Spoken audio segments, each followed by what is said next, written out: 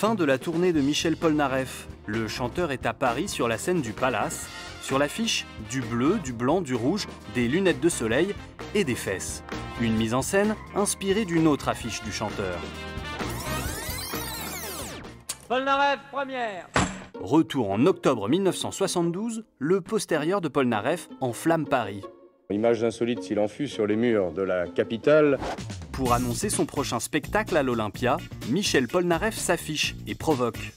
Vous voyez qu'un petit cul peut amener de grandes choses. 6000 affiches sont placardées un peu partout dans la capitale. Dessus, le chanteur est travesti par Paco Rabanne. Il est de dos, avec les fesses à l'air.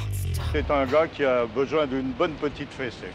À l'époque, c'est un scandale, car dans une France encore très puritaine, ce coup marketing ne passe pas. Ça me semble un peu cucu, moi. Hein c'est le mot. Oh, c'est une horreur! Les fesses de Polnareff font polémique, le chanteur tente de se défendre. Si les gens estiment mon affiche comme une provocation, c'est que eux sont en retard.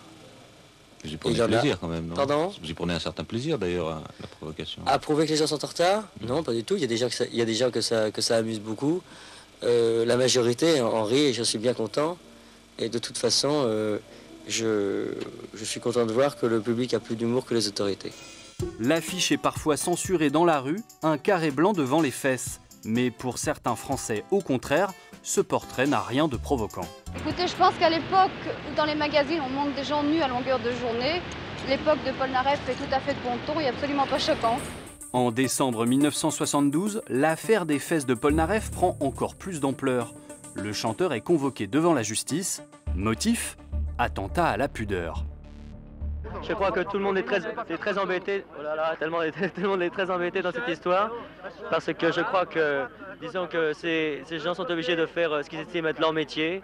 Et que je trouve dommage simplement que cette affaire soit allée aussi loin parce que c'est un canular. Et je crois que tout le monde est obligé maintenant de jouer un rôle, ce qui est très bête et très dommage.